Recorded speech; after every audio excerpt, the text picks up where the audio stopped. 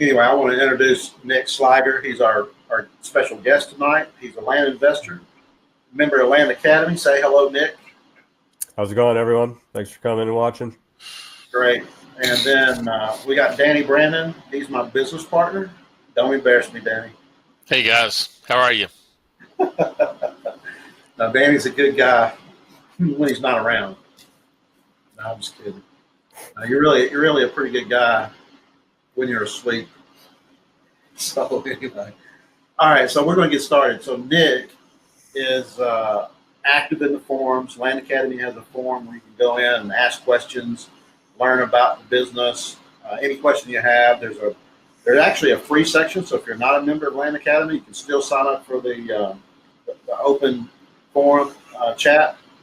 And if you're a pro member, there's a special forum for folks that are paying members who belong to the membership site, get all the tools and all the information about how to do things. So, Nick, take us back to how in the heck did you get involved in raw land, investing in raw land? By the way, guys, when I say this, if you don't know what Land Academy is all about, we learn how to buy and sell property. We learn how to buy raw, vacant, unimproved land for 25 cents on the dollar, or 30 cents on the dollar, or 10 cents on the dollar sometimes. Incredible purchasing, and then we're able to turn around, easily double our money, get out quick, sell it cheap, give people meat on the bone, and that's what this business is all about. So, how in the heck did you find out about this business, Nick? All right. Well, thanks for inviting me to your Let's Talk Raw Land podcast. So I graduated in 2004 with a kinesiology degree. So when I got out of college, I was working as a strength coach and a personal trainer. I knew it really wasn't what I wanted to do for decades to come, but I did that for a few years. I was also teaching Brazilian Jiu-Jitsu at that time.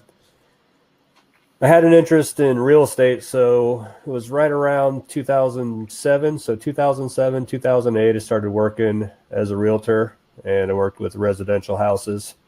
I was still working as a trainer at that time, and I was just doing real estate on the evenings and weekends, but I was not a very good real estate agent. I just didn't really excel at it.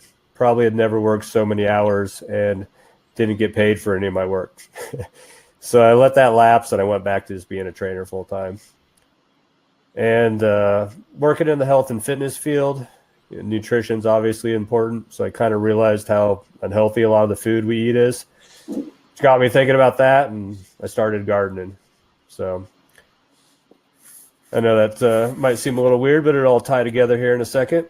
So I kept working at the health club. I was working until about 2011, and I just got fed up with it, tired, and I quit. So in the meantime, I worked on a couple farms, just had some basic jobs here and there, and I started a little farming business that I did for a couple years. I still have it going now. So to get closer to the answer to your question, one day I was watching YouTube. I think it was around 2016, and I was just trying to learn more about farming and business ideas. And I came across a video of a guy who purchased this nice little 6-acre homestead. It had a well, it had power, septic, and a burnt-down trailer. And I come to find out the guy purchased it over the counter, a post-tax deed sale, for like $10,000. I had never heard of that before.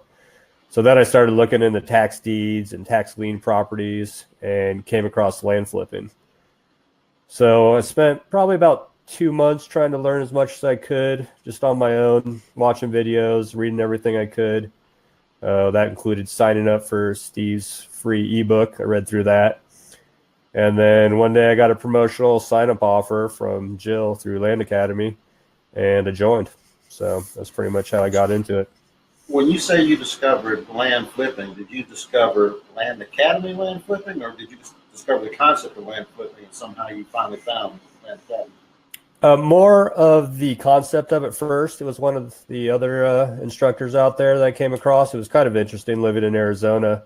You had the three of the groups were out of Arizona: Jack Bosch, Land Geek, and Land Academy.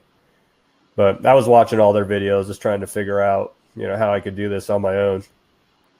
I'll have to admit, I have not watched Jack Bosch or Land Geek or the other one, all three of them, two of them. I've not seen any of those stuff. I've come across Seth Williams has a blog called RE Tipster, Real Estate Tipster. Really good guy. In fact, he's been interviewed by Land Academy's podcast, and I believe he's a member. But again, he does a lot of other stuff. But I also think that they're still doing Land Academy model, sending out letters. So you started following. I guess you read the ebook. I did the same thing. I devoured that thing in about 30 minutes, and I thought, wow, this seems promising. What did you do next? Oh, well, when I signed up, I ended up signing up, sending an email over, got a call from Jill, talked with her. Before I signed up, I was like, I don't know if I want to spend the monthly amount. I didn't really realize the tools that came with it and how invaluable they are.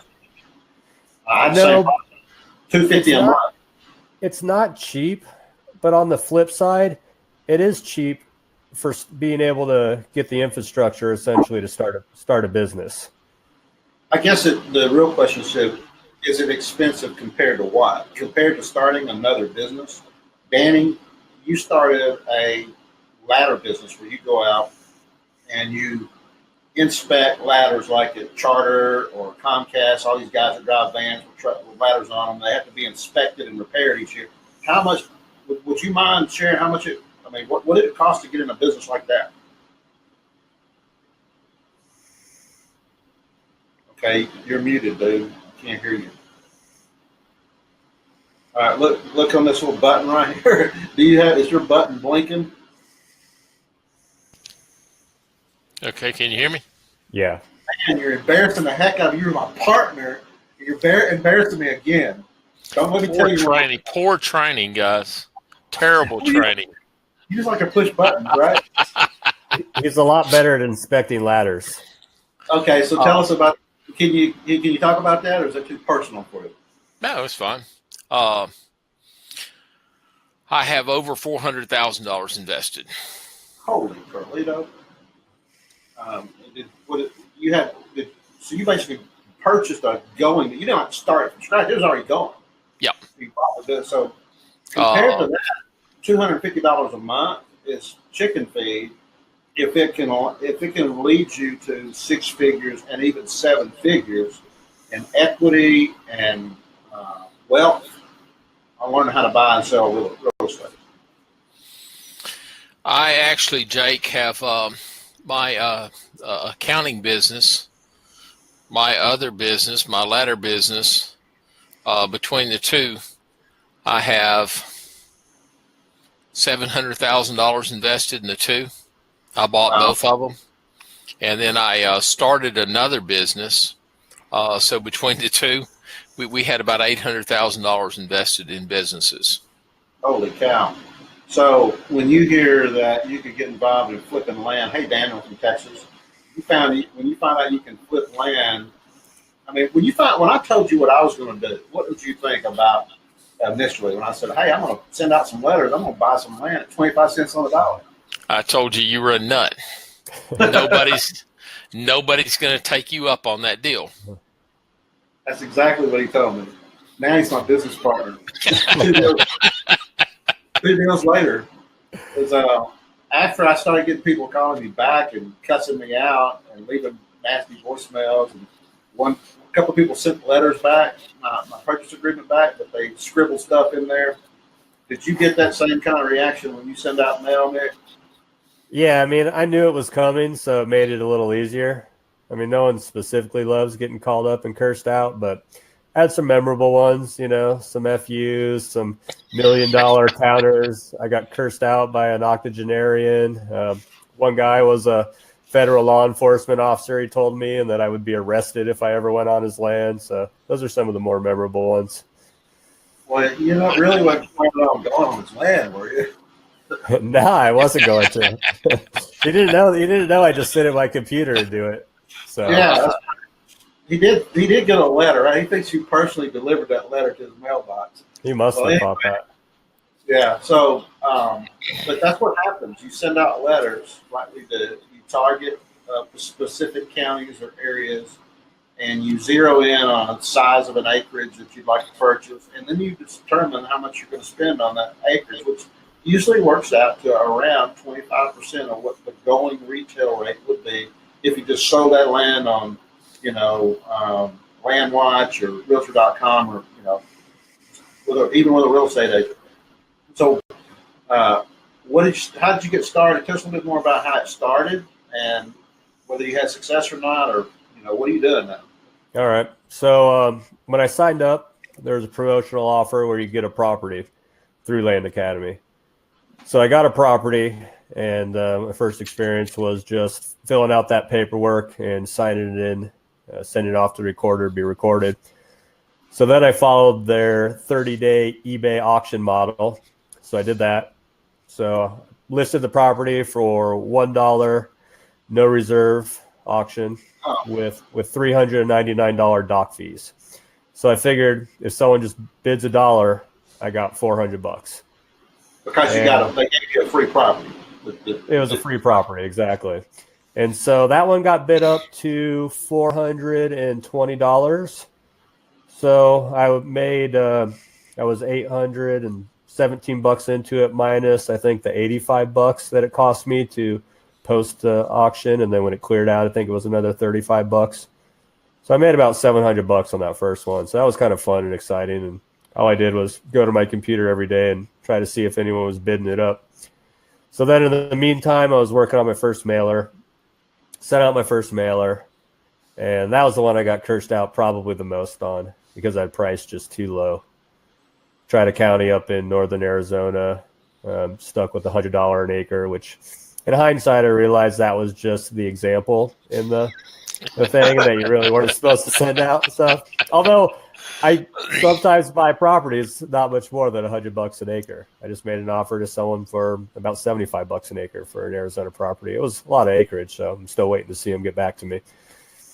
But so I did that, and I pretty much got killed on that one. Cursed out a bunch. Deals?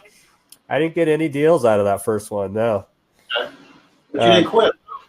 No, in the meantime, I had a buddy who was doing a similar thing. He wasn't in a group, but just a friend of his was showing him a similar business model a couple years ago. And he had 2 leftover little properties in Granbury, Texas.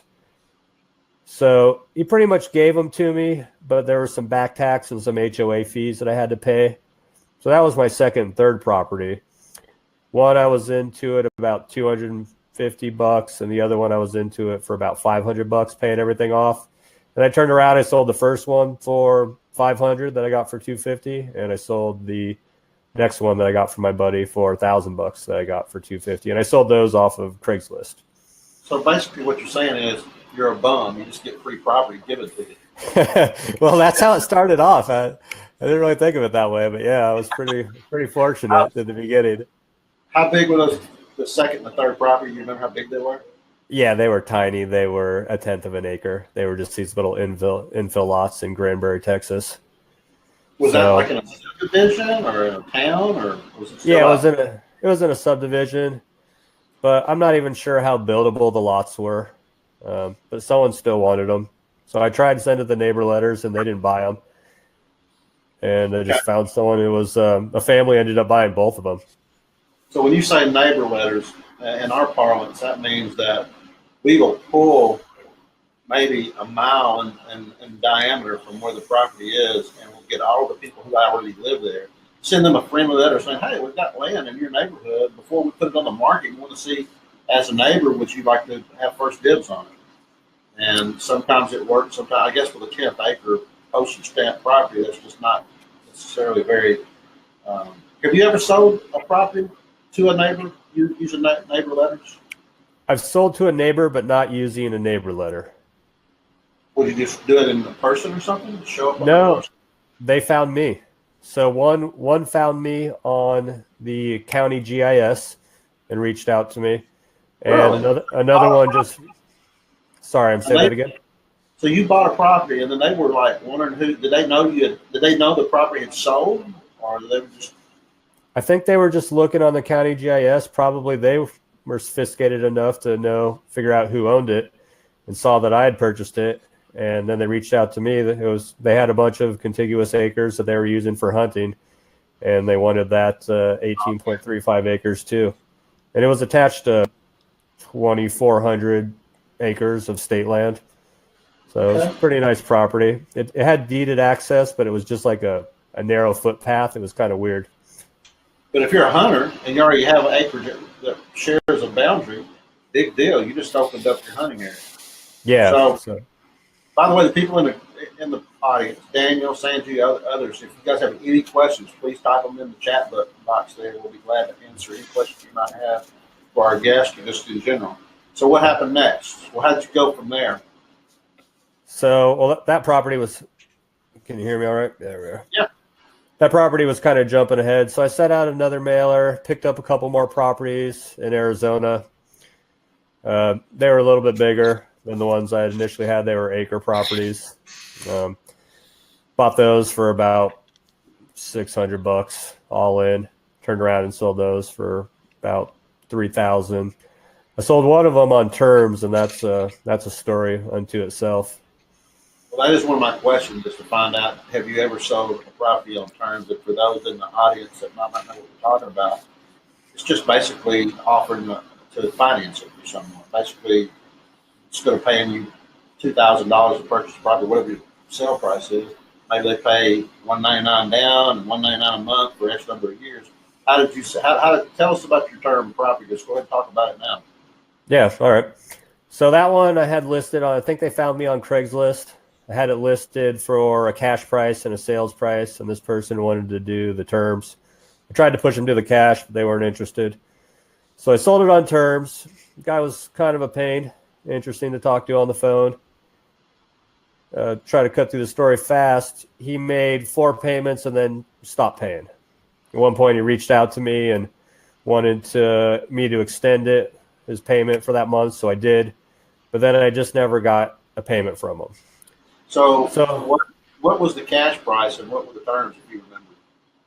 Yeah, the cash price was like $2,999, and the terms ended up being $4,000. I think it was minus the $399 doc fee. I think it was $150 a month for 24 months. So $3,600 in payments and $400 in doc fees initially. So he didn't pay. I reached out to him, tried to give him opportunity to pay. He didn't pay for about 3 months. And so the property was always in my name and my LLC's name. So I thought, no problem. It wasn't a foreclosure. There was no mortgage on it or anything. It was just a land sale contract. Did I lose you? Nick, I think we lost your audio. All right. How about now? Yep. Yeah, there you go. Your video keeps freezing up. I don't know why, but we can still hear you. So we can. It's like internet access must be slow. Yeah, could be. So let's go ahead. So anyway, you thought you could just take it back and move on? What happened next? Well, that was the plan. And about 4 months after, the guys sent me a check for $150. So I didn't cash it. I reached back out, tried to talk to him again. And I couldn't get a hold of him. So then I just mailed him back his check. I figured it's easier to just remarket it. Yeah. And so then I went to sell it again. And I ended up, it was fine. This was on Craigslist again. A guy called me one day where I was working and wanted to buy the property. Well, comes to be, the guy was my neighbor just about 2 blocks away. So I end up meeting him in person. We do the transaction. He comes over to my house. He's in my office. We make up the deed. I'm just talking to him. We go to my bank, get it notarized, exchange the money. He was excited. I'd made a new friend. The guy was cool. I was happy about getting it sold because it was kind of a hassle before. And the new buyer goes up to the property. So this was on a Friday afternoon. He goes up there Sunday with his girlfriend with a trailer full of lumber. He's going to build a little A-frame on it and gives me a call and tells me there's someone squatting on the property. Was it a tent or an RV or a double ride? It was a fifth wheel. Okay. And so the guy was it connected to a vehicle, or was it just there by itself? It was just there by itself. There wasn't a truck up there that could have pulled the fifth wheel, so I'm not exactly sure how he got it up there. So it turns out the new buyer, we'll refer to him as the new buyer and the squatter, was kind of poking around and was brave enough to like stick his head in the trailer. So he takes a picture of the guy's medication, and lo and behold, it's the name of the guy that I sold it to. Well, I don't think he was ever living on the property until after he defaulted. I'm not exactly sure that time frame. So I felt horrible, and I was like, oh man, I would have never sold you the property had I known that. I didn't think the guy was on it, and I don't get any of these properties.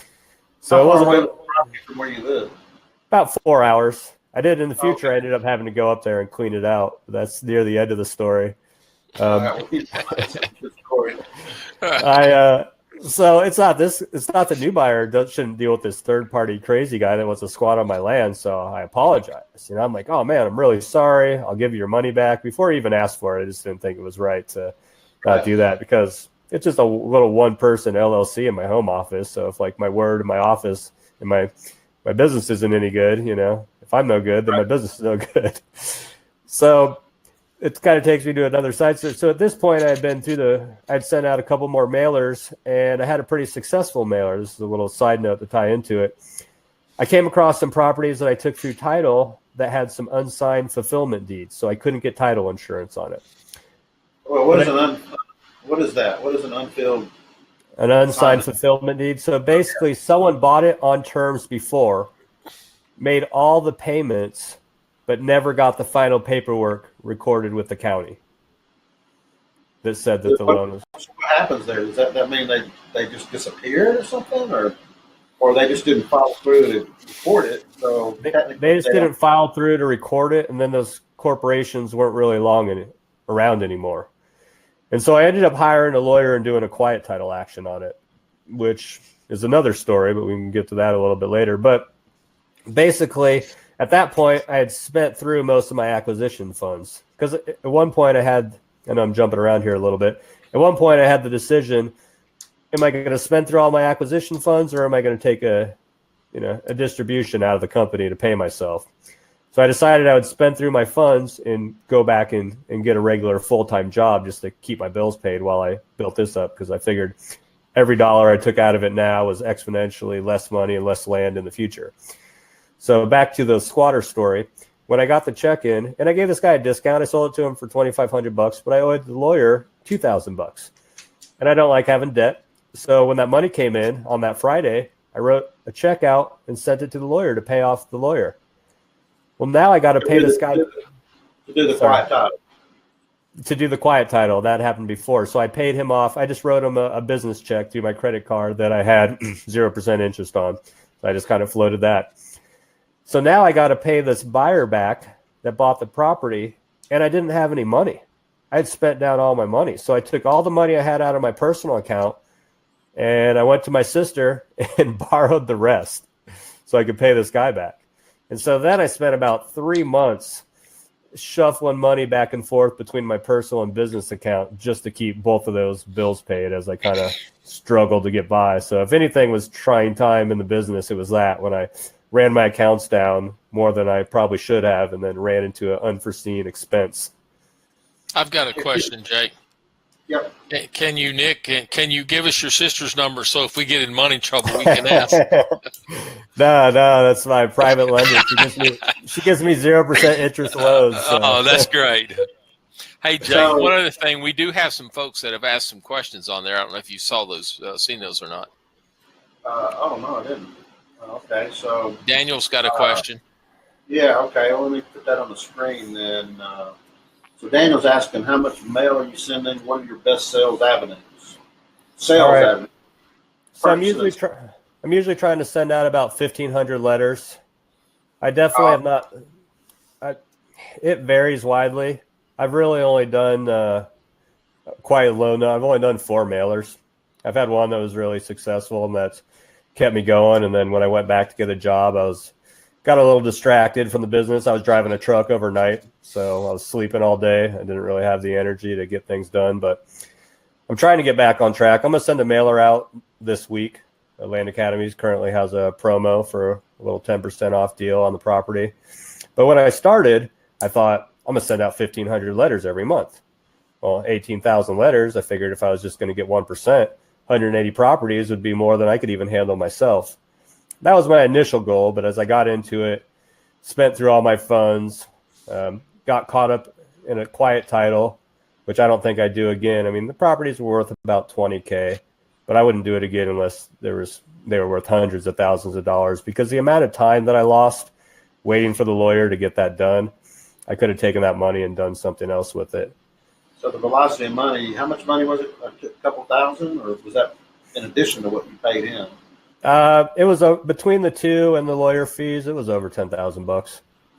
So with $10,000, you could have bought 2 or 3 properties, then turn that money into 20,000 with three to 6 properties, and just keep compounding your money, and you would have come out with a lot more money if you just mailed more letters and did more deals. Exactly. So, Tim Bibb from Phoenix. Good to see you, Tim. My best return was, let's put it in. So Tim's best return was jumbo full color postcards with free valuation lessons. Interesting. Not really our business model. I'd be interested to hear more about how you do that, Tim. So we typically send out letters, or we don't typically, this is what we do. We send out letters and we give them a specific price that we're willing to pay for that property right there on the spot. And so we're not saying, are you interested in selling your property? Then they call us and then we shoot them a price that's really low, and then they cuss us out on the phone. We'd rather get all the cussing done on voicemail or the letters and not have to do it one at a time. But so what would you do different? So you wound up spending all your money and all your acquisition fees. Why weren't you selling some of the ones you bought up front? I mean, were you holding on to all these properties and weren't able to sell them? Is that what the problem was, or you just wasn't a lot of cash flow because you were doing really small deals? You know, what I found is, for me at least, it's a lot easier to buy them. I can buy them a lot faster than I can sell them. Well, I've heard that from a lot of different members of our group. So in regards to Daniel's question, and to tack on to yours, like, what are my best sales avenues? Initially, since I'm kind of frugal, I didn't really want to spend money on sales and advertising. So I tried to exhaust all the free avenues. I had my own website. I was using Craigslist. I was using Facebook. I was tweeting about it. I was using Landpin. I was doing Zillow and Trulia. I'd sold that one property on eBay, but really haven't gone back to that since. So I was doing that. But recently what I've been doing is I've been making YouTube videos for all my properties. And I started paying for 2 paid sites. There's also a guy in the group that's letting me post underneath his Land Century account. He's got the deal where he can do 50, but he doesn't have 50 properties. So if I get one of those sold off there, I have an agreement just to pay him a percentage of the gross. And what is that site? What is it? Land Century. Is that like a land pen kind of thing? Yeah, you know, I found that one, Land Century, I've gotten my best leads off of it. So I also have a buyer's list. I also do the neighbor's letter. I'm doing 15 or 16 things. With Facebook, I'll post it in 60, 70 different sales groups in the area. So that's probably where I spend the most time, is writing up the listings, posting them everywhere, and just hoping to catch that right person. I mean, what they taught in the group was that if you're not getting sales, it's for 2 reasons. Either your price is too high, or you're not getting the reach. But I don't really have people scoffing at my price. And when I look at what else is out there, it's lower than everything. And so I think sometimes there's a little bit of, I don't know, luck, good fortune involved, and just coming across the right person at the right time. And I'm doing as best I can in regards to reach. I'm not much of a social networker or using those platforms. And before I was in this business, but now I'm signed up for all of them and put my properties on there. And then in regards to sales too, after my bad terms experience, I didn't want to do terms. I would have rather had less money now than more money later. And I wanted to be able to feed it back into the business quicker, build up my capital. So if I was willing to do terms, I'm pretty sure I would have sold every property I had much quicker, but I'd still be waiting to get the money. It seems like a lot can happen in 4 years, 5 years. I just don't want to wait that long to get the return, even if it's 2 or 3 times what it is. And you said you have a buyer's list. Have you ever sold to anybody on your buyer's list? No, I haven't. How many do you have? I mean, I have people that I sold to that are now on the buyer's list. I'm not laughing at you. I'm just laughing with you. Yeah. You don't buy that, dude. That's all right. You can laugh at me. Okay. Hey, Jake, I've got a question. Sure. One of the things, Nick, actually 2 questions. Have you ever, first of all, have you ever used a real estate agent? No, I've not. That's Okay. another option that I want to do is the MLS postings. Right. Where you can just list on these MLS listing services. But I've Right. never hired an actual real estate agent. I've had some call me. And in fact, they've even agreed to pay their commission, if they found someone, but they never came through in the end. I talked to a real estate agent today. I was interested in one of my properties, but it doesn't have good legal access. Has good physical access, but not legal. And I put that in the ad and I put that in the video, but she said her person wanted me to fix that prior to it. And I let them know that I work a full-time job and I priced it accordingly. And if I was to get it fixed, then I'd sell the property for considerably more. So the other question is, have you ever considered, is the possibility the price is too low? I talked to my buddy who sells cars, and he says that's an argument they have all the time. Do you want to make it the lowest price, or do you want to be above the lowest price? I'm not the best at the psychology of sales.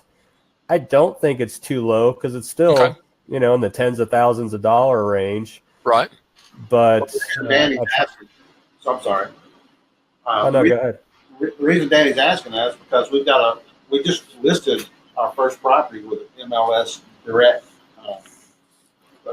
fee or flat fee listing agency, and it's been on there now I think 13 days, and we haven't received 1 phone call, 0 phone calls, and so we're thinking maybe we listed it too low. Maybe people are thinking there's got to be something wrong with that property if it's that low, but that can't be right, and just are passing on it. Or maybe it's too high. I don't know. We paid $4,000 for it. We've had several real estate agents tell us it's worth anywhere from $25,000 to $35,000. So we thought if we listed at $17,900, that's much lower than what everybody else thinks it's worth. It is, it's a 4-banger, 4X if we sell it. But I don't know if it's too high or not. I mean, the Land Academy says double your money, so we should be selling it for around $8,500 to $9,000. So that's why we're trying to figure out, are we too low or too high? It's hard to figure that part out. So we're not sold on the direct listing yet unless it's our fault. I mean, I think we ought to try it a couple more times to make sure that, that it's not. It may be because it's an HOA. That's another thing. By our fault, Jake means his fault. You're the one that said buy the first one. I was waffling on the first one. I'm like, man, let's just buy it. It's $3,200. Just buy it. Okay, split the pain down the middle. It's not much at all. So Daniel says, Nick, if you need to stay motivated this month, give him a call and keep it to moving. But Daniel, it sounds like you've had some of those maybe tough times as well. But here's what I'd like to commend you for is, you have run up against some issues in the business, challenges, where most people might cut and run, stay in the business, stay in the game. And your goal now is to work back out of your job into a full-time career in land business. What would you recommend to somebody new that doesn't know that, hey, I can run out of money too soon? What would you have done differently if you had known what had happened to you was coming? How would you have made different choices? Something I wouldn't have done the quiet titles. I would have passed on those properties. I think when you're new to it, at least for me, it was hard to have a property come through your hands and let it go. So I still wanted to do what needed to be done and didn't take into consideration the amount of time that would take. Another thing I probably wouldn't do is buy anything without legal access again. Even though the best deal I've done, where I've made the most net and gross, was a property that didn't have legal access. I think I just got lucky on that one. That was one that I sold to a neighbor. I would have had a hard time selling it to anybody else. But he had So, legal access now. so on my new letters, I have that my price is contingent upon there being legal access to it. Now, I still may buy some, but I would offer considerably less because I have to discount it quite a bit. I mean, probably what I think is the second nicest property I currently have for sale, which has a little pond on it and some nice trees. And I got a price far lower than anything else in the county. And I get the most interest on it. I haven't been able to sell it because of the legal access. Okay. So we've So I got would definitely. go ahead. Oh, no, you go ahead. Sorry. I was going to say, Tim has a question here. Are you specifically speaking from a buyer seller perspective versus an agent? Probably, Tim, we're thinking in terms of a buyer seller because we don't typically use agents. You said, I am an agent. You guys buy and sell yourselves. Okay, so yeah, we're just individual buyers and sellers. We're not agents, and almost nobody that follows our business model would go out of their way to become a real estate agent to see if it can benefit them. In fact, the guy that teaches us how to do this specifically does not say. He says, "Don't go get your real estate license." Not anything wrong with a real estate agent, but I don't think in our model it actually has a lot of positive impacts. So you've sold. Timothy said he sold many properties without legal access with full disclosure. Yeah, I have two. It's just I found that they're harder to get rid of. And since it's an impediment to selling it, I think it's a good negotiating point. If I ever buy any more again, then I'm just going to offer less and explain it to them why. So when you're offering when you're offering when you're pricing your sales, you say I'm going to give it a lot lower. Right now, you're already giving a low price. Is it around the 25% on the dollar type price, or where do you normally start out? I go in around there, but I've been getting. I think you and I talked about this on the phone maybe or in the last call. I think you might be able to flush a couple more out if I went a little bit higher. But I've been kind of pushing the limit a little bit to see how much they really don't want their property, i.e. how low of a price I can get. But generally, right around 25% is what I'm offering. How much lower would you reduce that from 25 to what amount lower would you go if it doesn't have access? Half of that? It would probably depend on the property and the property value. It's not so much an exact percentage, but let's say I was put an offer out for $5,000, maybe 2,500, maybe 2,000. I mean, it could cost you up to $3,000 probably with an attorney. At $285 an hour, they get expensive. So Timothy, did you log in with a Gmail address? Because if you did, I might want to bring you in the room for just a minute or two and quiz you, since you sound like you're somebody that's not part of our Land Academy group, and maybe you're what I call an out not in a bad way, but an outsider that's coming in looking at what we're doing. All right. By the way, if you did log in with Gmail, let me know if yes, and you're willing to come online, which you have a microphone and/or camera. As long as you have a microphone, I can bring you into the room for just a minute or two. We can quiz you, put you in the spotlight. Let us know if you want to do that. You would hit that little hand button at the bottom of the blue vertical tab. That is a speak request. I don't want to call it speak request. It would be speaker request. But click on that, and I can bring you in the room if you logged in on a Gmail account. iMac. I don't have anything against iMac. I have Google on my iMac. But anyway, here's something that Danny and I have. In fact, it's on my board. I'm looking at it right now. We got a big whiteboard. We write down ideas and issues that we're trying to deal with. And so I put this in big bold red letters. Should we split test 25% offers versus 35% offers to test the velocity of money? And hey, Timothy, it doesn't matter if you got a Gmail. If you logged into this webinar using your Gmail address, hit the speaker request and let me see if I can bring you in the room. So what we're thinking, Nick, is if we have a 4-acre property and a 4-acre property and a 4-acre property and a 4-acre property and a 4.5 and a 4.6, we just went ahead and priced the first one at 25%, the second one at 35%, third one at 25%, and just go back and forth all the way down to every parcel that we mailed out. In fact, we just mailed 3,600 letters as of today. We got 3,600 letters in now over 3 counties, and that's what we did on every single one. And we started with four acres all the way up to the largest parcel in the county. And we're just going to see. We're going to track how many calls we get from the people that have 25% and how many people that call us back on 35%. And we're hoping that that higher price will do two things. One, we'll get more people that respond to our offer, and then secondly, more deals that we can close. And if everything being equal, and we get on 3,600, you normally. I think you can do it without Chrome, Tim. Just go ahead and give it a try. We'll see. Give me a second here, and I'll prove you.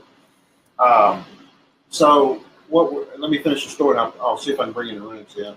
Tim, by the way, when you come in, there's like 3 steps you got to go through. You got to test your mic and your camera. If your microphone is working, don't worry about it. If the camera's not working, just keep hitting yes, and it'll finally bring you into the room. I'm going to go ahead and prove it. So what we're thinking is maybe we get, you're supposed to get a deal about every 300 letters. So 3,600 letters would be what, 12 deals? 12 deals, 12, yeah. Okay. So 12 deals, and if we send in 25% offers and we get 10 deals, and let's say the 35% offer we get 15 deals, then that's a big enough difference for us to be able to say, wow, okay, how much money did we bring in? Total dollars, not necessarily the rate of return, but if we have more total dollars than the 25% offers, then we may stick with going straight into 35% all the time. What do you think about that? Yeah, I think it's a good idea. It's definitely worth testing it and trying new things. I think sometimes, though, it's just random on who you get that's in the situation that wants to sell their property. So it might depend on the dollar amount. If the difference in the 10% spread is just a couple $100, $1,000, I don't know how much that's going to sway someone's decision. Maybe on bigger dollar properties, I think that might be more powerful. Like if you're sending out for, 100K properties at like 40K versus 50K, that might make a difference. I really don't know because I've not tried it. Well, that's the thing. I argued earlier on that it should make a difference because if I'm giving you a 25% offer on your property, let's say your property is worth $10,000, and I give you a $2,500 offer versus $3,500, is that really a big enough difference? If you're willing to sell me something for 25 cents on the dollar, that means you're not really looking at what your property's worth. If you really looked at what it's worth, you wouldn't take that amount, or maybe you're just lazy or something like that. So I was thinking in terms of maybe you should go down to $100 an acre because that person that's getting that low ball offer, I just don't think they're sitting there thinking to themselves, well, if I'd gotten just 10% more, I would have sold it to this guy at a low ball price, but your low ball price is too low for me. Yeah, if I got an offer for, let's say, $2,500 on my $10,000 property, but I wanted 35, I just call you back and say I want 35 for it. So I think you might flesh out the sellers regardless, but I'm not entirely certain. Tim, sorry about brother. I approved or accepted your ability to come into the room. Maybe I didn't. Maybe it's coming through now. Check it out now and see what's coming through. What are the tools you get from Land Academy for the $250 a month, and why are they so important? You want to answer that, Nick? I'll give you what yours is. Yeah, you get the third-party aggregators of all the assessors' data. So I've never tried to go to a county and get a list, but it seems like it'd be a hassle. So it's all standardized in the same format. If you went to go get one of those on your own, and we have access to two, the CoreLogic RealQuest and Agent Pro 24/7, your amount would probably be pretty close to $250. I haven't priced it out individually. It's more than that. It's actually more. So because they're licensed providers of it, and there's everyone in the group is doing it, they're able to pass on those savings to us. So that's really nice. There's a bunch of stuff. I make most of my deeds off a website through there. You have access to the forums, which you can get a lot of answers out of other professionals that are doing this at the time.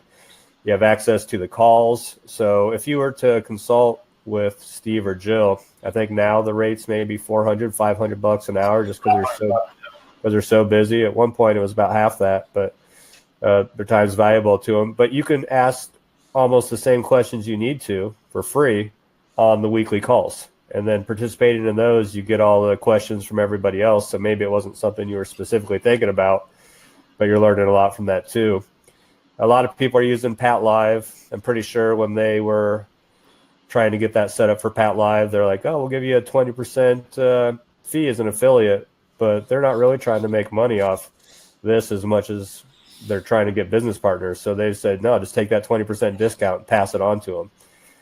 As a group, they're never trying to upsell us or get us doing private training or selling to the next level. There's other websites that they've made up, like Parcel Fact, which is really valuable. I know I'm probably missing a few things, but go ahead and take over from there for me, Jake. Yeah, what I'm gonna do is I'm gonna log into Parcel Fact and maybe RealQuest Pro and just give a quick example. Is that Parcel Fact is basically if you have the APN number and you have it in the correct format, it really can make a difference in how much information you can collect on a piece of property. Okay, I'm logging in right now. So I'll give you one of my properties if you want for the example. APN, sure, that'd be great. Yeah. Still logging in here. Give me a sec. And I guess it didn't bring you in, Tim. I don't know what happened on that. Maybe because you're on Mac. Okay, what's your county and what's the county and state? It's Okanagan. OKAOGAN. Washington. Yep. And APN. Let me look up on my board here. Let's do this one. 322-627. Got a dash or a space? 322-627-2009. That should work. Okay. And by the way, guys, an APN is the assessor's parcel number. Some of them call it map and page numbers, or some. I was asking an assessor about an APN number, and the person that was working the office said, "What?" Okay, it's saying not found. There's any dots in there. Maybe just do it all set across the board. I know. Oh, just no dashes, no spaces. Okay. I know it's in there because I pulled it up before. Here, I can look on my other computer. I had to guess like crazy on one of my APNs. I had to put dashes and then go back and put spaces or go back and put dots, and there was like 5 different combinations before I finally figured it out. Hey, Nick, I have another question for you. Yeah. On the property that lacked access, mm-hmm. Did you go prior to or sort of in conjunction with your purchase to the surrounding property owners and see if you could move it to to one of the owners that would have access through their own property? Yeah, on most of them I have. Okay. On one or two, the adjacent property owner contacted me before I was able to get a letter out, so they found me shortly after I bought it. And I currently have one without access, so that there's 2 bigger parcels that encompass it, and I need to get letters out to them. It's just on my list of things to do. But that's usually what I try to do. With my neighbor letters, I pretty much have just been sending to adjacent landowners as opposed to everyone in a 1-mile area. But I'm going to start increasing my letters to people in the area. I just figured someone was more likely to buy a contiguous piece of land than one with another property in between. Right. So you told me on the phone, Nick, that you went from buying microscopic properties to like big properties. Kind of like took a big jump over a bunch in the middle. How did that work out? How did you do that?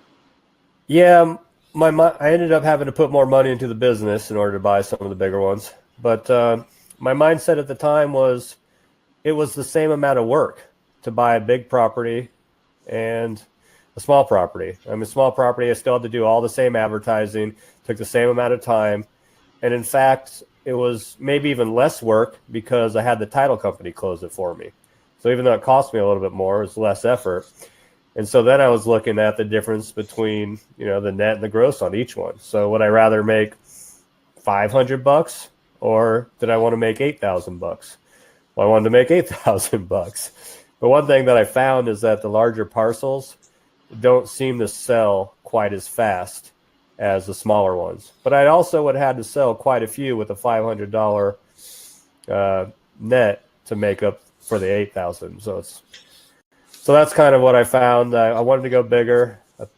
A bigger piece of land interests me more personally. I like getting those nice wires into my account. You get $1,000 in your business account. It's nice, but it's not that cool. But someone wires in $30K, and that's a pretty good day.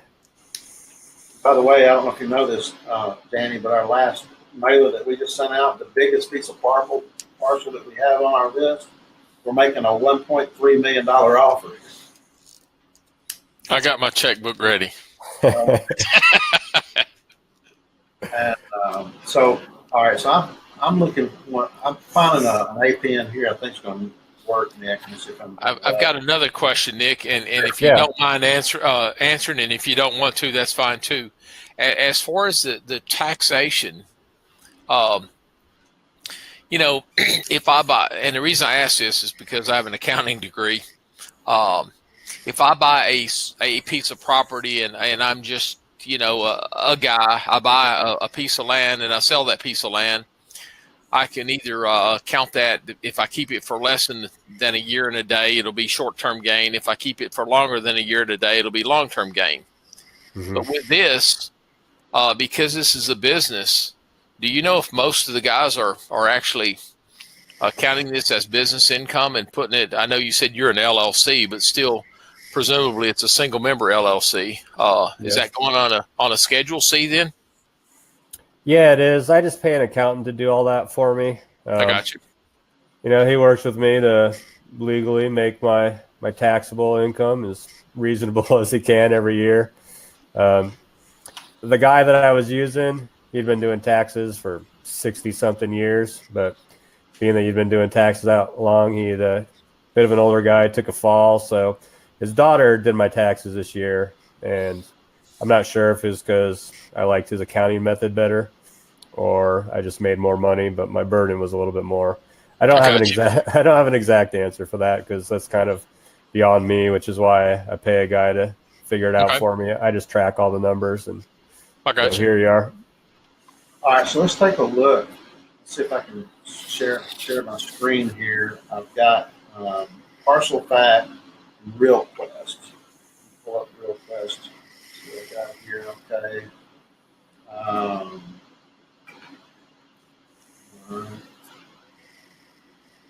All right. So are we advertising for Yingling now? Yeah, we need to get we should get some payola for that. All right, so Parcel Fact, Tim, is a website that it was built by the founder of, by the way, guys, I think if you hit Control minus, that your sidebar will go down and the main screen will get bigger. I think that's what happens when you do that. I don't know if it's getting smaller. But, all right, so what I did is I put in an APN. You see it? You guys see my screen? Yeah. Okay. I can see it. So the APN is up there on the top right, and this is Jackson County, North Carolina. My brother lives in North Carolina, and we were just messing around with it today. So let me go back over here so I can manipulate it. Okay, 1 second here. Parcel Fact. Okay, so on Parcel Fact, you put in the county, state, and the APN, and this comes up. So this shows us the actual parcel that we might want to send a letter to. What I did was, if you want to go back to the other tool that we're using, which is RealQuest. If you go into RealQuest, I did a custom search, and let me back up here. I went and did a custom search for Jackson, North Carolina, and I'm gonna pull up there. Okay, can you guys see that? Jackson, North Carolina, and then if you'll notice, I've got lot acreage 4 to 6 acres, and then right, do you guys see my pointer? Is it big enough to see what's going on? Yeah, we can see it well. Okay, so land use. I don't know if that'll blow it up at all. land use is like it's all anything related to vacant land, agriculture, agriculture plant, barren land, cabin, desert, fallow land, farms, feeding seed, miscellaneous, mobile home lots, pasture, ranch, real property, residential acreage, residential lots, vacant land, wasteland. All of those things are criteria that can pull up unimproved property. Now, I didn't put unimproved, and that's one thing I can change. If I want to go in and put in, where is it, percent? Where did I do that, Nick? Percentage improvements. Is it improvements? Under okay, here we go. So I'm gonna put in improvement. I'm gonna put in 0 to 0% unimprovement. I'm gonna add that to this and see. Don't know how many we'll get here. So now that I can only see your parcel fact page right now. Oh, okay. Hold on. Apologize for that. I'm glad you told me that. Let's see.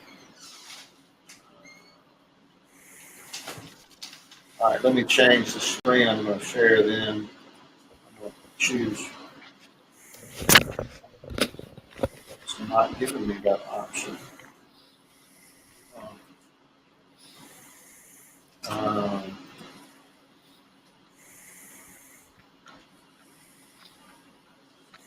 Okay, oh, I know what I need to do. I need to go out full screen here. Okay, view. That's a full screen. Okay. I don't know if it changed at all. Let me go back to. Okay, here we go. Real Quest. All right, so you should be able to see Real Quest in front of you now. Yeah? Yeah, now we can. Okay. So RealQuest is a third-party vendor through CoreLogic, and they pull almost every point of data you can think of about a piece of property from every county in the U.S. Well, not every county. There's a handful of counties that they don't get information from because there's still a handful of counties that are not on a computer system. But like Jackson, North Carolina, which is the thing, the county I'm using, and I've chosen 4 to 6 acres of lot acreage, and I'm choosing 0 to 0% improvement, which means it shouldn't have any improvement. No barns, no pole barns, no water, electric, or whatever. And I've chosen all these land uses. So we're going to go down here. I'm going to hit submit request and just see how many records we may get back. And I don't know how many there will be. So it's working. Let's see what we're going to come up with. So there's 1,290 records found. So this just shows you a list of potential records. It's not going to give you any information. If I click on this one right here as an example, it's going to open up and just give us the APN number. Okay, come on, open for me. Okay, so this is Big Bridge Road, Glenville, North Carolina. It has an owner. It's an LLC. And there's the APN number. So I went previously, and let me go back over here to share screen. I'm going to share the parcel fact. Is that parcel? Let me go find parcel. This is hard, kind of tough to jump around on. Okay, so view, exit full screen. Okay. Back over here and share parcel fact. All right, so we're back on parcel fact.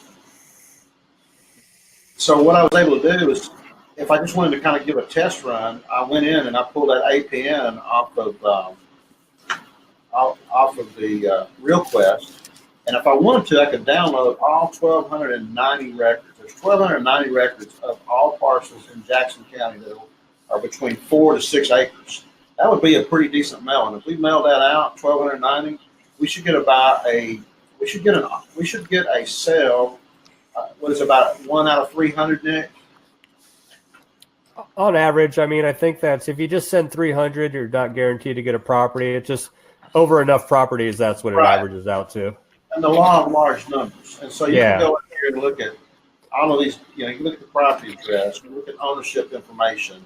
You can go down and look at the property area, which will be 5.45 acres, whether it has utilities. And on this one, there's an electric that's run to the sales information. Previously, somebody sold this 5-acre property for 152,500. And now what you can do is you go out at the bottom of Parcel Fact, and this Parcel Fact is only available through Land Academy's membership. The guy that runs it built this particular site in order to help us gain the information we need to make good buying decisions. So I could copy that, and I could go over here to Google Earth Pro, and I'm not sure if it's going to work. We'll see. I'm going to go back and shrink this, and go back and shrink that. Okay, and I'm not sure if I'm going to get my Parlay 2.0 cranked. All right, so let me go back to our. Hey, Nick, can I ask another question while Jake is Sure, trying to round that up?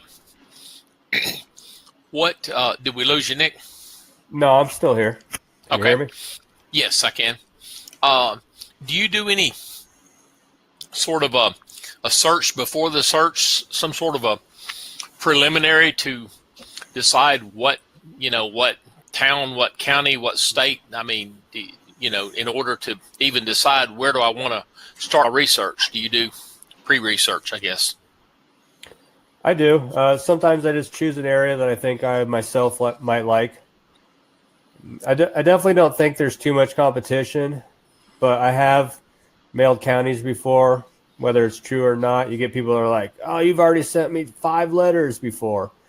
So I think there are certain counties that have been fairly heavily canvassed. I think I kind of mentioned earlier in the call that 3 of the instructional groups that teach land flipping are all out of Arizona. So they have a tendency to use Arizona in their examples.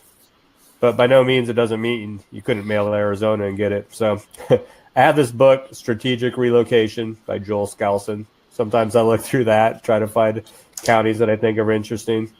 Sometimes I'll look online and I'll search through LandWatch, and if there aren't a lot of other land flippers in the area, sometimes I'll pursue those as well, making the assumption that I have less competition. But with that being said, I don't really think there is much competition.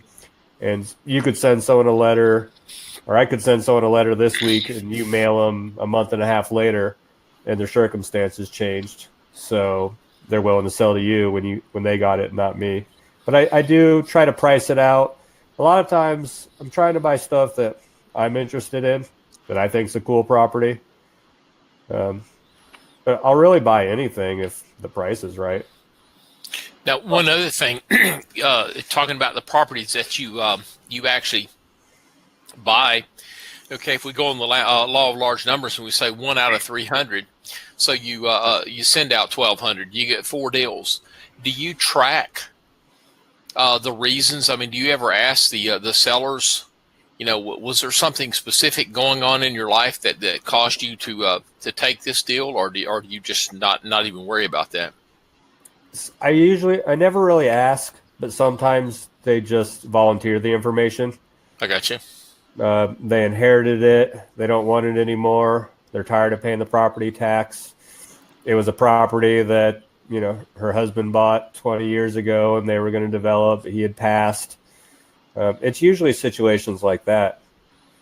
I can vouch for that. On the first 2, they both volunteered. I didn't ask them, but they both told me why they were selling. And one of them just had a piece of property for many, many years, and they had decided to do something different. They wanted to get out of it. The other guy was like, he had already moved on as well, and he said he made a New Year's resolution, and he was ready to get rid of the property no matter what. He had it for sale for 2 years, and when I sent him a letter to him, he said, I just made this New Year's resolution. I'm going to get rid of this. And then your letter came.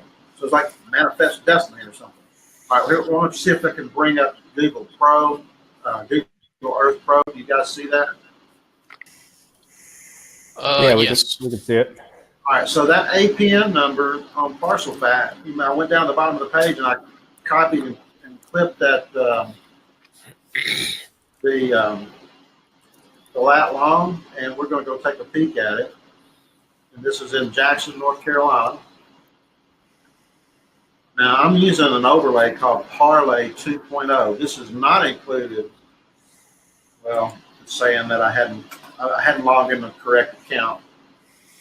It's showing I'm expired. But bottom line is with this is the parcel right here. Remember that little hatchet at the top of the parcel fact? And we can click on here and see that this is owned by Farming Enterprises Inc. is a company that owns this piece of property. And it's in Jackson, North Carolina. You might not be able to see it. I don't know if you guys can see the white box because I don't think it shows up on the screen. But it has all. It does, okay. And so Doesn't have anything in it. It doesn't have anything in it. That's what I'm saying. You can't see what's in it. But there's a whole list of information. It shows the county, the municipality, the parcel ID, the address, zip code, the owner's name, the acreage, the land coverage, deciduous forest. 50% of it is deciduous forest, and the other 1.33% of it is pasture and hay, and 0.93% is shrub and scrub. So they even go that detail on how the land is laid out. Does have zero market value, has a mailing address of the owner, so you can have that, the legal description, and the school district, when it was updated, etc. So that's the kind of information that you can find. So you go in here and inspect the property, and you can get a kind of a bird's eye view, kind of get an idea of, does it have access? Well, looks like there's a road right there. You kind of see that it's up on a hill. So going up a hill here, so that might be a reason why you might not want to buy it for whatever reason. But it may not have legal access, because I don't know if you can access it from up here or if you can access it from here, because this is a different parcel. So I don't know that this has legal access. What do you think, Nick? Look at this. You think there's legal access up in this north part right there? It's kind of hard to tell because it's not coming through as clear on my screen as it probably is on yours, but I don't see road access. A lot of times what I'll do is I'll overlay the, I'm not sure if that would show it either. Sometimes I'll overlay the U.S. geographical topograph, the U.S., what is it? United States Geographical Topographical Map or something like that. I haven't used that tool. That's something new to me. Tell me about that. If you go to earthpoint.us. Okay. Oh, okay. I have an Earthpoint. Yeah, if you go there, then you can click on it, and that'll bring it over to your Google Earth Pro, and then you can overlay it so you can get topographical maps and look at their key and see, get some other information off of it. It's kind of hard to tell, though, if that one had legal access. It looks like it doesn't, but just because there's not a road, you can't tell. Right. Well, I guess you could ask. It might be in the deed, right? Yeah, you could ask. Or sometimes if you just go to regular Google Maps and you go to the non-satellite view, it'll show all the plotted roads. Okay, cool. Interesting. We'll have to check that out. Tim, you were asking how to get involved. Just so happens that Land Academy, because they found out I started doing these interviews, I asked them, I said, well, what if people want to join that are not part of our group? They want to join in. You guys have an affiliate program. They just launched it, and they're offering a very generous discount of $500. So you'll see an offer pop up on the right-hand side. If you go to Land Academy and decide to join, use the group, the coupon code of buy land, all one word. Is that popping? Anybody seeing that offer popping up? No. Oh, wait, I got a broadcast. Okay. And Jake, Tim may be gone, actually. Yeah, I think we went from 7 to 6, but and to confirm, that's BUY, not BY or BYE. BUY. Buy some land. We have another speak request, Jake. I don't know if that's new. Let me see what that is. I think that's still Tim's.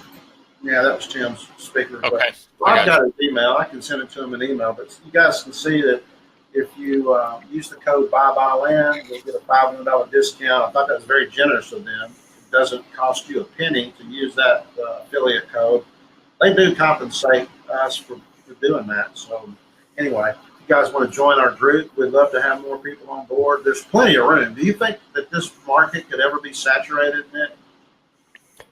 I don't think so, because I think people come and go. And I think the longer you do it, the more ambitious you get in your property acquisition, as in larger properties and higher dollars. And I think that divided out on the, 3,100 plus counties across the country. Yeah. And the fact that property taxes come out every year and incentivizes people to sell, and life situations are constantly changing for people. So if you mail a county this year, next year you could mail the same county, and you might mail a lot of the same people, but those same people have different stuff that's happening.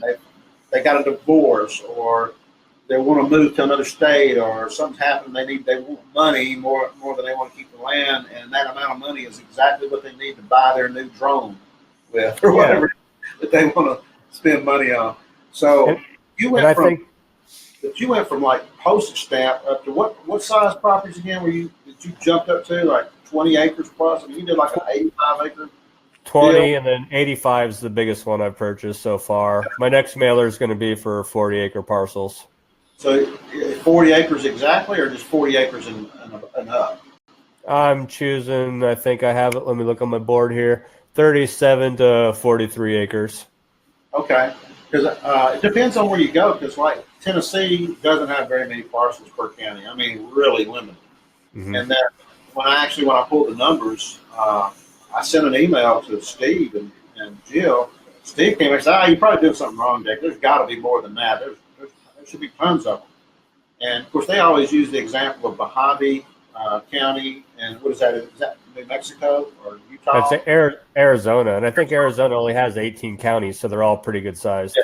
So Mojave County, I went in there and looked it up just to see. I put 5.0 exactly, and I got over 9,500 5-acre properties in one county. I'm like, holy Toledo. So I can see why they would think, okay, Tennessee only had 300 5-acre properties. Not even 5 acres. I had to go to 4 to 6 acres just to get anything to come back. So there's not a whole lot of opportunity here in Tennessee, I don't think, but we still found a couple of people who sold. I have a property in Tennessee that someone just contacted me off my website. So I don't really promote that, but I get a decent number of people just contacted me offering to sell me their property. So what you're saying is you have your website. What's the link? Maybe I could bring it up. It's Land Wrangler, LandWrangler.com. Okay, let me go over here And what county is your property in? That one is in Houston County. Okay, so up in the is that in the northeast part of the state? Northeast part, yeah. It's probably about an hour east of Nashville. I got you. Is it off I-40 or off I-24? Do you know? It's got to be I-40. It's by the town of Aaron, but I'm not sure. I don't know the area that well. Aaron. Yeah, those people don't have teeth and they don't wear shoes. All right, let's see. We'll take a look at your website here, Nick. All right, it's constantly a work in progress. So that's your land. That's your home page. Cheap land for sale. That it? That's it. It says on the thing, cheap land for sale. It says something about when I was hovering over it. It said something about the description. It said something about you could buy on terms. As much as I don't want to sell on terms, if I get some of these properties that I get really cheap, okay, easy terms. I'm willing to offer terms on the ones that I'm not much into. But anything that I spend a lot of money on, I don't want to wait forever to get the amount back. So I like the little sign-up box for your Platinum Buyers Club. How many buyers do you have on your buyers list now? A few hundred. Oh, really? That's not bad. Yeah. How long Yeah. have you been in the business now? 2 years. I've only sold. I have 7 properties for sale now. I think not everything's on my website that I bought and sold, but I've sold 20. I mean, without giving exact numbers, I've over the 2 years, I've 5 times my investment into the business. Okay, not bad compared to the stock market. Now, Yeah. I'm noticing that right off the bat, you have a strike-through price of maybe what it's listed at with the discounted prices. Is that is that kind of is that kind of a marketing gimmick? I mean, do you put a price up there that you think is the retail price, and you put your price as discounted, or You know, I just changed that within the last 2 weeks on my property. I don't know. It's just yeah, if you want to call it a gimmick or a technique, I'm not really sure. I mean, it's kind of a technique then? yeah. So, okay, I'm just, I'm I like not it. I'm I not a like it. biz. Thank you. I'm not a business expert. I have a training background, a farming background, so I'm not picking on you, man. learning all this stuff was brand new to me. From building a website to just every aspect of it is something I'm learning. So that's one thing that keeps it fun, is I'm constantly learning, and I don't think it's going to stop. There's always something new to learn. Nick, you said earlier, I think, and I don't want to put words in your mouth. I mean, do you honestly you feel like that pretty much if you offered terms on everything, you could just about sell everything like quickly? 95% of the inquiries I get are people wanting to buy on terms. Well, Okay. if you listen to the REI Casual Friday podcast, that's Justin Sleva and what is his partner's name? Alex? No, his last name is Southey. Anyway, they do a podcast 2 or 3 times a week, Oh, and Adam, I think his name is. Alex Southey, is that it? Southey? I'm not sure. Anyway, Adam and Justin are always going head to head because Adam likes to do he likes to do terms. He likes to get income coming in, and Justin just likes to sell it for cash. Sell it for cash. Let me take the cash and turn it over and do some more. He always pokes fun at Adam because Adam is always buying terms. Yeah, but man, if you tie everything up in terms, how are you going to buy new property? Because all your money's tied up getting payments. And so I thought Justin had a pretty cool, a pretty slick strategy because what he does is he'll go buy, say, or sell a $20,000 piece of property, and then he'll take maybe 2,000 of it and go to these western counties out in the desert and buy them dirt cheap, where you could buy a 5-acre property for $500 or something like that. So he'll take 2,000 of the 20,000 and go buy 4 pieces of property, turn around and immediately put them out and sell them on terms, and he'll take $199 down and $200 a month, $199 a month for X number of months. So he immediately gets back $800 from his 2,000, and then it only takes him another another month and a half to get his $2,000 back. So now he's got his $2,000 back, but he still has $800 a month coming in. So he also just jacked up his income by $800, and he's got his money back to go out and make new purchases. I Hey, just thought Jay. yes, sir. We've got 2 things. First of all, Sanju said yes, it's Adam Southey. Southey, And then okay. Thanks, Adam. And then we have Taylor has asked a question. How are you determining the value of a parcel before mailing out the 25% others? That is a good price. I mean, a good question on that. Let me go up here and I'll broadcast your question. Is it broadcast? So anyway, Taylor, what we normally do is you have to go out to the websites that have properties for sale. Realtor.com comes to mind. LandWatch has been a big site for a lot of people who buy rural or vacant land. But one thing you can do on my chat box coming up. Okay, here we go. So how do you determine the value of a parcel before mailing out the 25% off? Go to Realtor.com, pull up the county that you're wanting to mail in, and then put in the size acreage that you think you want to buy. Let's say five acre properties, maybe put in 4 acres or 6 acres, and see what comes back. What is for sale right now? And you'll find a property that might be selling 4.5 acres, might be selling for $28,000. You got another 5.2 acres selling for $36,000. And And what you're looking for is you're looking for the lowest priced property on Realtor.com in that category that you're trying to sell at. Whatever the lowest price category, lowest price listed parcel is who you're going to be competing with when you get ready to sell yours. So if you can buy yours at about 25% of whatever's the lowest priced, and that, that's a slippery slope. Some people go up a little bit from that, but if you, whatever you choose, the lowest priced one is, take 25% of that, and that amount per acre is what you want to be offering to get your 25% retail price. But keep in mind, since it is the cheapest one listed, you're really offering a low price to everybody else out there, because everybody else's property is worth more. At least they think it's worth more, right? And that's where you start at. And that's why you're going to get a lot of people calling you up and cussing you out and sending you nasty emails and letters, is because they think their property is worth. I had one guy say, "Well, he offered me $11,000. Did you get the price? Is that price correct?" I said, "Well, yeah, it should be, because I try not to make any mistakes on that. Because my property is worth $90,000." I said, "I wanted to find out if that price was real before I started laughing at you."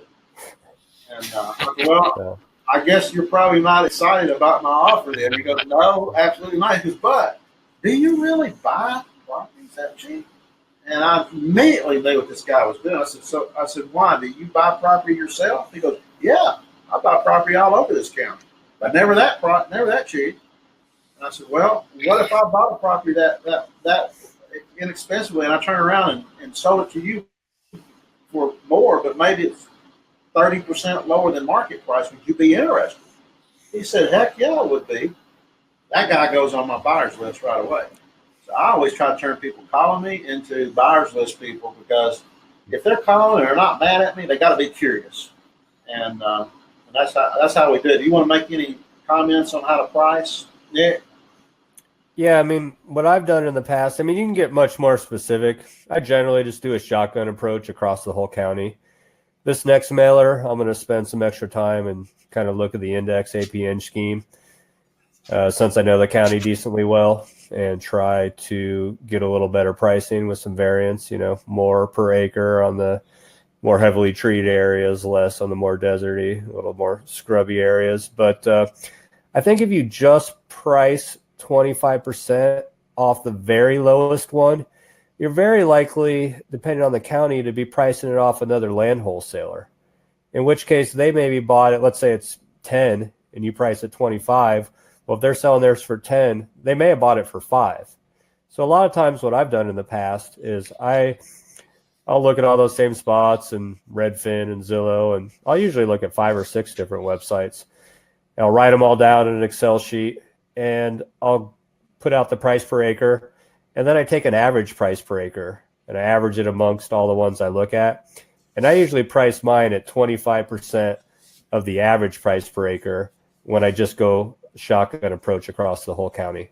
That's just been the way I've done it, rather than 25% of the very lowest.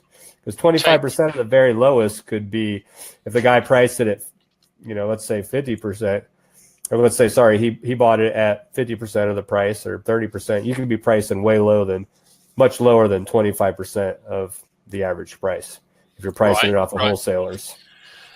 Well, with that said, okay, you said you essentially you're taking an average of the averages, and we actually have a spreadsheet that we did just that. Oddly enough, with that, do you pull the sort of the outliers out? That you've got for instance, the property that's 4 acres, and everything else in that county, maybe is going for $4,000 an acre, and then you've got this one, it's $200 an acre.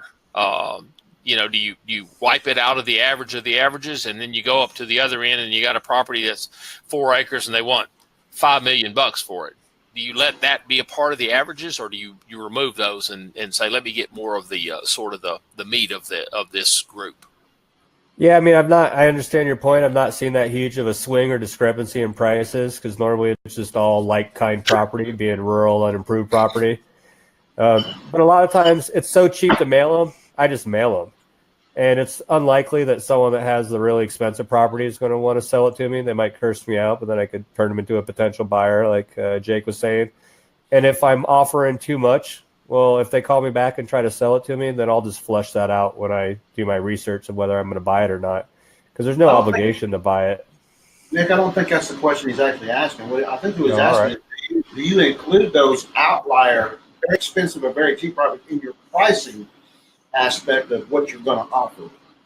Oh, no, anything that's just too far out, I'd throw it out. But I haven't seen anything that's that far out of the range. We actually a couple of times have had that, and part of it is being, I think you're in Texas, correct? I'm in Arizona. You're in Arizona. I don't know if part of this is that, Tennessee is obviously not that large, and a lot of the counties that we're talking about, the sort of the density of population. I'm not talking about it. It's certainly not like New York City or anything, but still, you get a lot of the areas where cities are starting to encroach on the rural land, and as a result of that, you'll find properties that, and these folks may get it, but I mean the interstate is new through that area or whatever, and so you'll have undeveloped property that is really, really expensive compared to everything else. I mean, it may be $1.5 million, and everything else is $50,000. So I would definitely throw it out, the outliers on my pricing, but I wouldn't throw it out on my mailing because it's so cheap to mail that just take a shot. You never know. Sure. I mean, I think that's where people get the home runs sometimes, is by unintentionally making a mistake. But that person, for whatever reason, their situation's such, I mean, maybe they bought it so long ago, or they just want to get rid of it. They made a New Year's resolution or whatever the case may be. You never know. Like Steve says, you never know who woke up that morning and says, I wish I could get a letter to sell this property. So So where do you see your business going? I mean, what are your goals over the next 6 months, year, 5 years? Or do you have goals set up in your mind? Yeah, I mean, I have financial goals of what I want to hit by the end of the year. I mean, right now I'm about 25% cash, 75% equity in land. I don't want to spend myself down to zero again, but I'm definitely willing to spend out of the 25% equity to a certain level. I'm just going to get more ambitious with my mailing. I'm going to mail bigger properties because with all the funding options, now I can. Sorry, what was that? Can you talk about the funding options when somebody's part of our group? There's one of the added benefits is something that's called Land Tank, and then there's Steve and Jill has their own deal they do, and then there's Justin Sliger has something called Plum. Can you explain what those are and how that could impact somebody trying to buy and sell a property? Yeah. So Steve had always taught from the beginning, never let a good land acquisition go to waste, or let a good acquisition go to waste. So basically saying that if you didn't have money for it, don't let that hang you up. There's money people out there that if there's enough, as Justin says, meat on the bones, that someone's going to be willing to fund it. So there was always the Hoop Board, which was kind of the Land Tank before Land Tank was there, and then the two other groups that you mentioned. But it essentially goes like this. I, as the, what are they calling it, the manager or the land guy, would go out and send out letters and would flush out the properties. So let's say I send out letters for $30,000, $40,000 properties I want to buy for $10,000.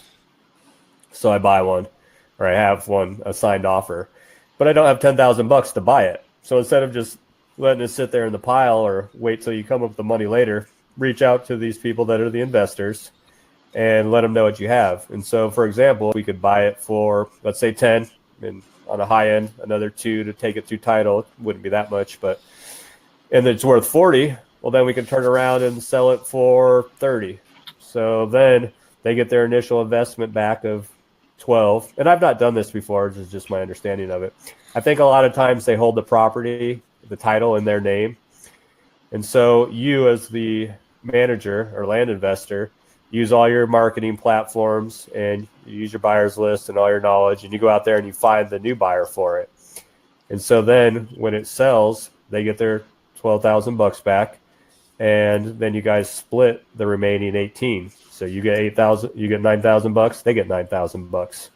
And so for them, they just had to invest the money. They got a great let's say 50% return or more on their cash outlay in potentially a couple months, and you made $9,000 for the cost of letters and time doing the advertising. Awesome.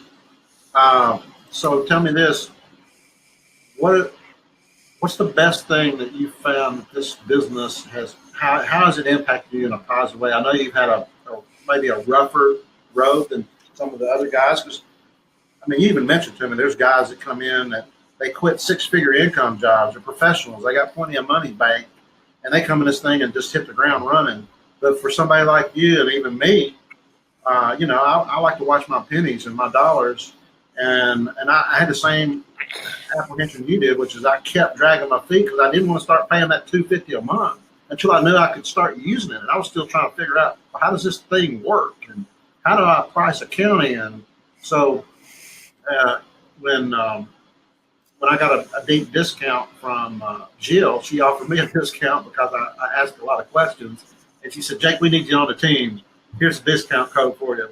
And so that got me over the hump. That's why she's offering it to our people as well, $500 discount.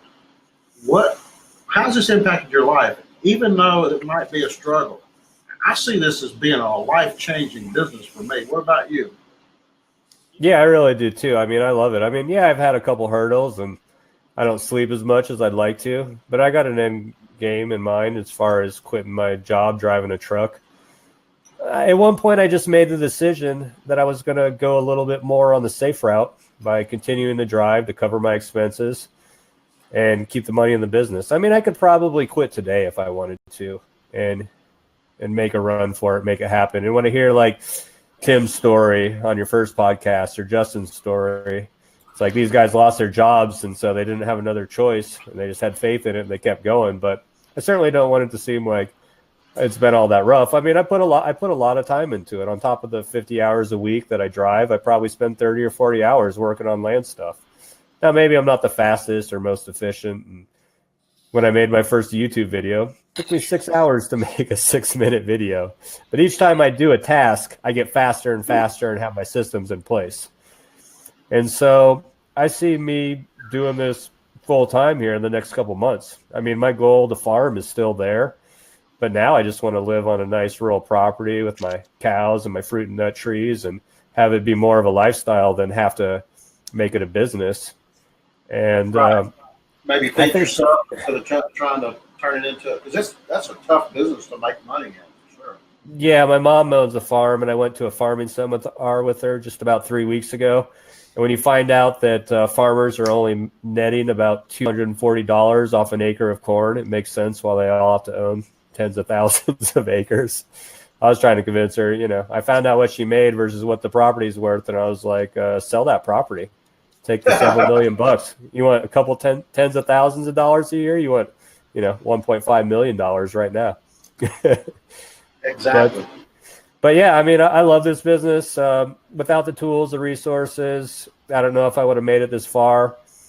I'm definitely happy and content with where I'm at. Like I said, without giving specific numbers, I have 5 times my money that I initially put into it over 2 years, doing it for the most part time. I don't take a distribution, so the cash flow is not there for me yet. But there's no way I would have as much wealth as I currently have, even though I still live the same basic lifestyle that I always had I not gotten into this. And I think even if you were to get into this, just to purchase a home, and you just bought your residence, the cost and time and energy that you put into it is far less than what it would cost you to go and work a normal job to make up the difference on that with your salary. If all you did was join the membership and learn it long enough to get one mailer out to buy one piece of property so you go build your cabin or whatever it is you're looking for, the money that you would save, the 75% that you wouldn't pay, more than pays for your membership. And you're miles ahead. I mean, your son, Danny, has already expressed an interest in, hey, help me buy some land. And my brother he just came in from North Carolina yesterday, and we've been talking about it. He can't believe I'm buying land this cheap. Well, I want to buy some land, but you can't buy any land in North Carolina that cheap. I said, I promise you, you can. Well, everybody's land is super expensive over there. I said, well, if we send out 1,000 letters, he said, there won't, you won't win. I said, we'll get 3. We're going to find 3 deals out of 1,000 letters on average. That are going to say, yeah, I want to sell you my land cheap. Yeah. It's just crazy. It happens. You can't fight the So numbers. that sounds to me like we already have a buyer. We just need to find a couple of sellers. Right. So, yeah, I got 1,290 possibilities right here. If it's a balance out, Yeah. find out. So, Are there any tools that you use besides what is in that's part of the membership site? Like you mentioned, EarthPoint 2.0.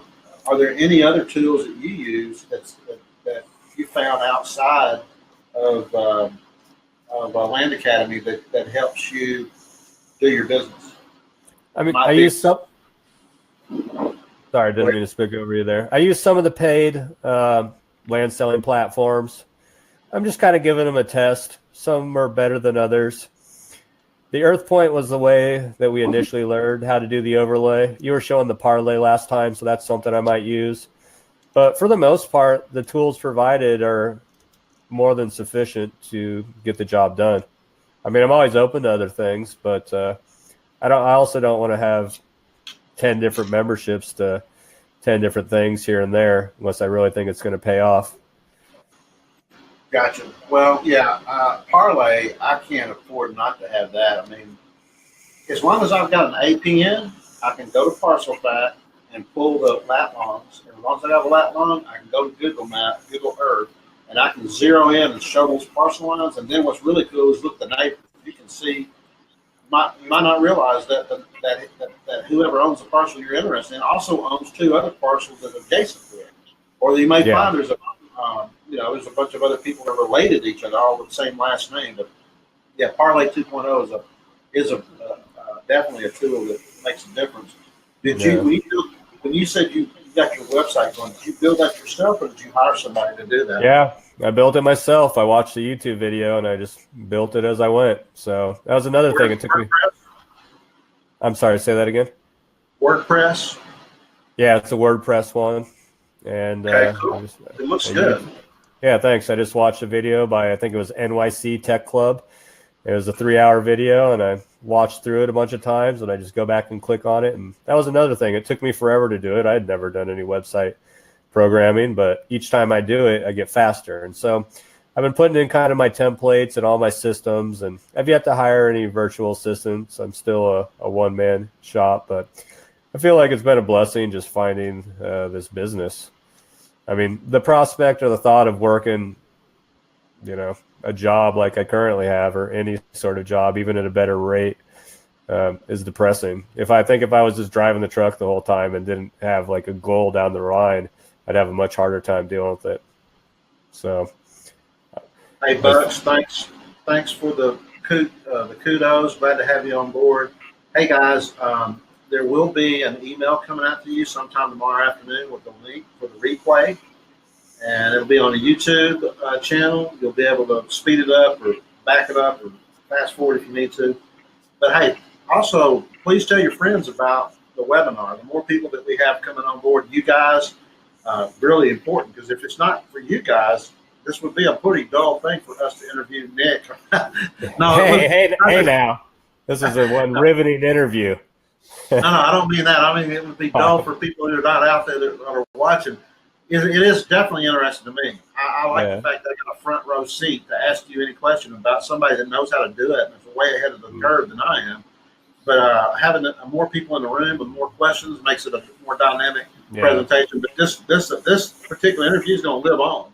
And there's no telling how many people you'll impact, Nick, that'll watch the replay or stumble across the video on YouTube and watch your interview and say, wow, man, I've got hope. I didn't realize there's a way to make some serious money. There's serious money to be made, and you can start with little income. I mean, how much money did you start with besides Land Academy fees or whatever? How much money did you put in your grub stake to buy your first property or something? I mean, you got the first one, 3 of them basically give it.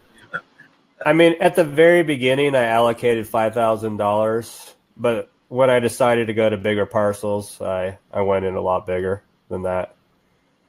But in other words, somebody can start with a very little amount of money.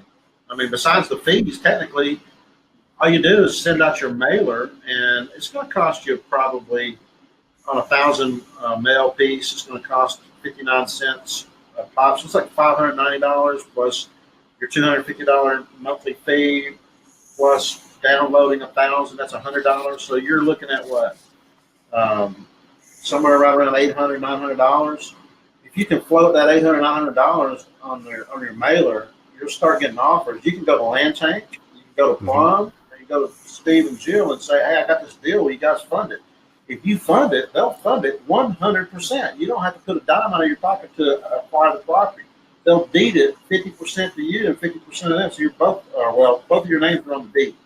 And then your job is to turn around and market it and sell it through Facebook Marketplace, Craigslist, Landwatch, whatever you're going to use, or MLS direct listing. And guess what? When you sell that property, they're going to take back their investment, but they're going to split the profit 50-50. And that might be $5 or $10 or $50 or $20,000 that you make for doing basically being a bird dog and sending out letters. So yeah, with that option that's really come up, and Sanjay's right. I think 5K is a good amount to start with, or more a minimum amount. I mean, if you could start with 100K, you could just build it that much faster. But you could definitely get into it for about 5K. 10 might give you a little bit a better buffer. Sure. I mean, more is better. But hey, if you don't have it, don't let that discourage you from trying to figure it out. We had a lady on one of the conference calls, and basically what she was doing is she's going to start super small and go for these tax over-the-counter tax deed where she just puts just a couple $100 down on a property and wholesale it and just move it and turn it really quick and build her grub stake until she can move up and scale up. And that's how you learn anyway. Yeah. Look, I think we're about to come to the end. Unless you have something super riveting at the end here, like your going away sound bite. Is there anything else you want to say, Nick? Or is there a question I didn't ask you think I should have asked you? Or is there information that we need to hear about that we didn't talk about? Not that I can think of off the top of my head. I mean, I appreciate you inviting me to the webinar. I thought it might not be that exciting because even though I've been in it for 2 years and done a number of deals, there's far more people in the group that have done more or have been a bit more successful than myself is. But like I said, I'm not down on it or anything. I'm not discouraged. I feel blessed. I feel like I've done awesome. I mean, as a side business, to make the amount of money that I've made in the last 2 years, I couldn't have made that much money. I've always been a saver my whole life, but I realized I wasn't going to save my way into any sort of wealth. So I decided to put my money to use, and I've never taken more financial risks than I have this past 2 years. But I'm glad I did, because otherwise I would be stuck doing the same thing. I think the potential in this business is astronomical. Hey, Nick, let me ask you a parting question. Mm-hmm. Do you visit the properties that you've purchased prior to purchase? I never do. I had to go up to the property with the squatter. Sure. I couldn't get the sheriff to remove them. I had to hire a lawyer. By the time the lawyer got the sheriff's department to go out there to serve him, he was already gone, so I had to go out and clean it up. I got you. That's the end of my squatting story.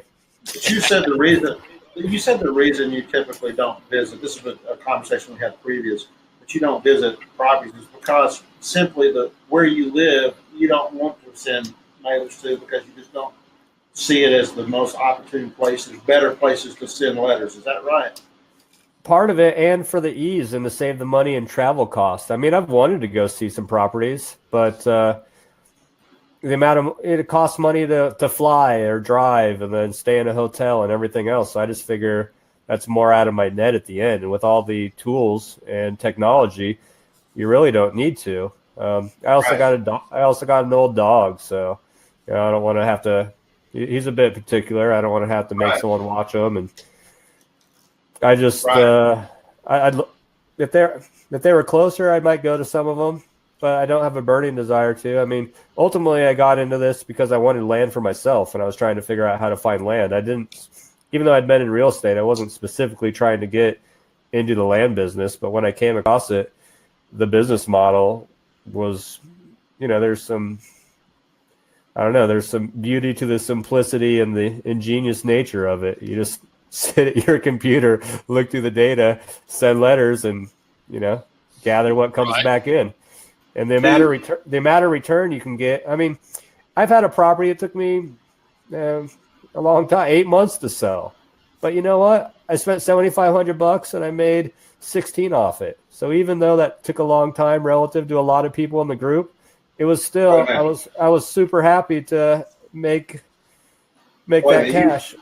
So wait a minute, let's see what you did here. You made 16,000. Is that right? Yeah, off 75 in. So you sold it for 16, or you made 16,000? I sold for 16. Sold for 16 minus 7,500 is what you paid. Yep. So that's over 100% profit. That's an 80. Yeah, That's 80, and then the annualized return is even more than that. And that was a slow one for me. I mean, a lot of that's 100. Yeah, it's 113%. And if you did it on 8 months, that's right. 8 months is what you said. So divided by 8 times 12, you made 170% annualized return on that. Is that what you get, Danny? That's freaking awesome. You can't get that at the bank. You can't get that hardly in a mutual fund nowadays. All right, you're not going to get that anywhere else. You might get it at Vegas, but then you got to roll the dice. So that's awesome, man. And I have the time into it, but at this point, that's all sunk time that I've invested in learning, and I just keep building off of it. So I'll spend as much time as I need to get stuff done. I don't really track my hours. I figure in the future, it's the only way that I'll be able to make money not looking at it on an hourly basis. Do you look at this as a job, or is it like every time you're involved in it? Oh, yeah. Fun? Yeah, I mean, I'll tell people that I drive a truck, but I don't consider myself a truck driver. I consider myself a land investor. But when you're doing land business, though, is it like work to you, or is it like fun, or is it both? It's both. There's aspects that I like more. I like the acquisition side. It's always fun getting the sales. I don't particularly love the advertising of it. That's probably what takes me the most time and I like the least. But I consider it a job, but a fun job, and the potential makes it more exciting. Have you thought about, or will there be a time when you start branching out and either hiring virtual assistants or try to bring somebody on board as a team member to take some of the work off of you? I'm sure I would, but I would like to pay myself first, maybe, before I start paying someone else. And so there's sometimes I may have gotten in my own way by not taking bigger risks and going a little bit more on the safer path.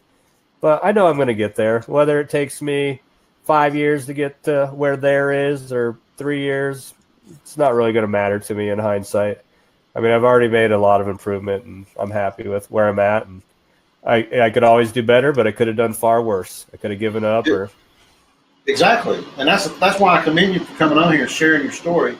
Because even though you didn't have like runaway success, you actually kind of got in a financial bind. Man, to me, that is more of a success story than somebody that just comes along and knocks it out of the park. I see those people, I'm like, well, what's their secret? Do they have some kind of edge that I don't have? They have connections. They have some kind of special superhero power that I don't have. And when I can look at somebody that's like me, that I feel like, wow, I can still make those same mistakes. Man, I've got a chance. I heard the guy say one time that 9 out of 10 of the richest men on earth never finished high school. I mean, never finished college. They don't have a college degree. And I went, woohoo, I have a chance. I know. I'm a college dropout. And, I still owe for my college degree, but at the live event, it was kind of funny. I mean, so it was a pretty impressive group there at the intermediate event. So we're going down the room, we're telling our stories and how long they've been in the business and how many properties they sold, and people are like, I'm an engineer for NASA, and I'm an officer in the military, and I run this fancy business. And I raise my hand and I'm like, I bought 12 properties and I drive a truck.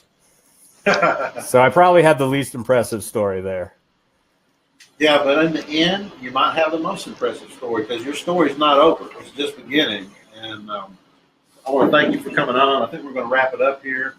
All right, Thank sounds you good. guys, thank you guys in the room there asking questions and making comments. We really appreciate you guys more than anything. Please come back next week. We're going to have another guest next week. I will be sending out an email soon.